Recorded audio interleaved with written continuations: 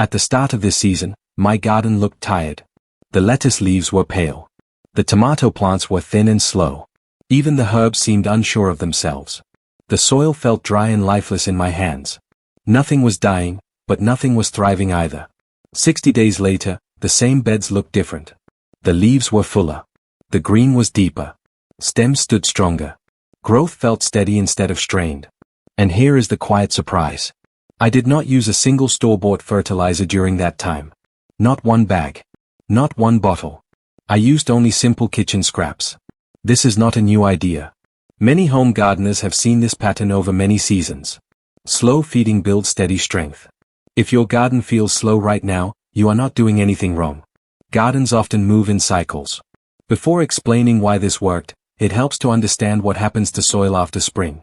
In early spring, soil feels full of energy. Plants wake up. Roots stretch. Growth feels quick. But as weeks pass, that early push begins to fade. Rain washes nutrients deeper into the ground. Watering does the same. Warm sun speeds up growth, and plants use more than we realize. In containers and raised beds, this change can happen even faster. There is less soil. Less depth. Fewer natural resources to draw from. The roots fill the space. The nutrients thin out. The soil microbes, those tiny helpers we cannot see, slow down when food becomes scarce. When microbes slow down, the soil feels dull. Roots feel stress. Leaves lose some of their rich color. This is very common by mid-season. It does not mean you failed. It means the soil needs gentle support. Many people respond by adding strong fertilizer. That can give a quick boost. Leaves may green up fast.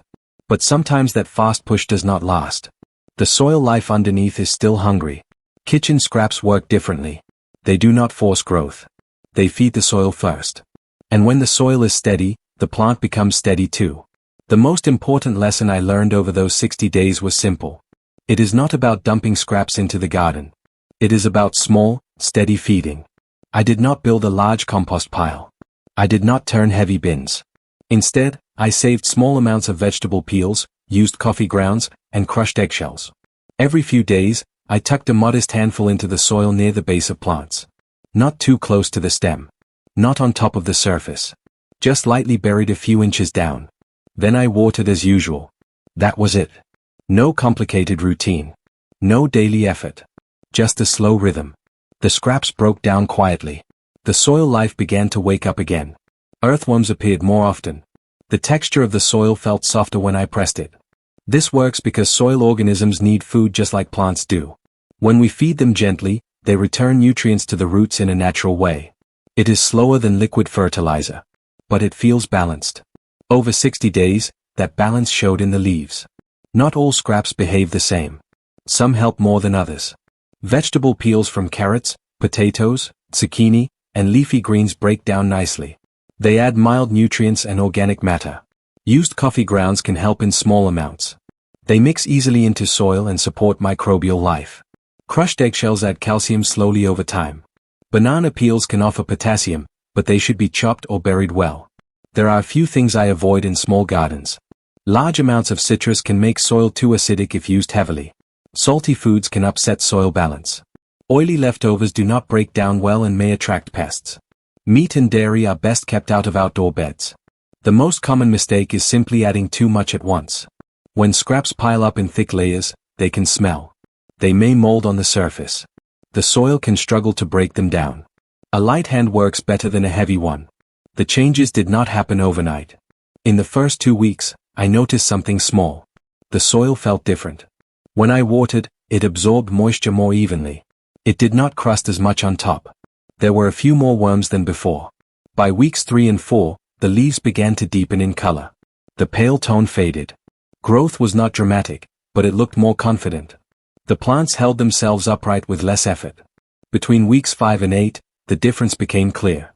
New growth looked steady. Not rushed. Not weak. The stems thickened slightly.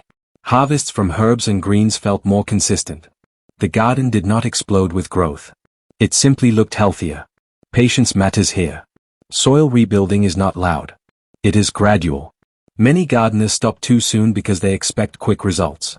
But over 60 days, the slow change becomes visible. Climate plays a role in this process. In colder regions, scraps break down more slowly. Microbes move at a slower pace in cool soil. If you garden in a northern area, especially in early spring or late fall, changes may take longer. That is normal. It does not mean the method failed. In warmer climates, decomposition happens faster. Heat speeds up microbial activity. But in very warm areas, adding too many scraps at once can cause strong odors. Lighter amounts, spread out over time, work better in the heat. Humidity also matters. Dry regions may need a bit more watering to help scraps break down. Wet regions may need extra care to avoid soggy soil. Wherever you live, observation is more important than rules. Look at the soil. Notice the leaves. Let the garden guide you. There is one mistake that slows everything down. It is leaving scraps on the surface. When scraps sit on top of the soil, they dry out or rot unevenly. They can attract flies. Small animals may become curious. The smell can become unpleasant in warm weather. This is easy to prevent. A light burial makes a big difference. Just a shallow tuck beneath the soil surface allows microbes to reach the scraps quickly. It also keeps the garden tidy. There is no need to dig deep holes or disturb roots. A small hand trowel is enough. It is also wise to avoid adding meat or dairy outdoors. These break down slowly and may draw unwanted visitors. Keeping the scraps simple keeps the system calm. Safety matters, especially for those who prefer less bending. You can collect scraps in a small container and add them once or twice a week. There is no need for daily work. Slow and steady is enough. Some people ask why this feels better than using store fertilizer. The answer is not that one is good and the other is bad. It is about how they work. Store fertilizers often provide nutrients in a fast, direct form. Plants can respond quickly. But the soil life may not improve much from that boost alone. Kitchen scraps feed the soil community first. Microbes, fungi, and worms break them down. In that process, nutrients become available in a natural rhythm. The soil structure improves. Water holding improves. Over time, this can mean fewer inputs and less maintenance. For seniors who prefer a simpler routine, this approach reduces trips to the garden center. It uses what is already in the kitchen. It turns waste into quiet support for the garden. If you have tried something like this, I would be glad to hear what scraps you use and what climate you garden in. Warm and humid gardens behave differently from cool mountain beds. Sharing small observations can help others feel more confident. There is no right or wrong story here. Just experience.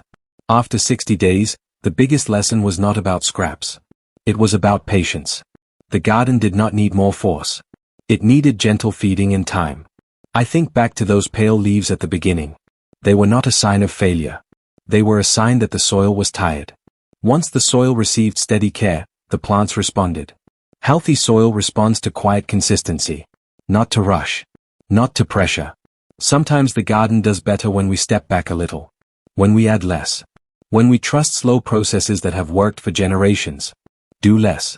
Get more.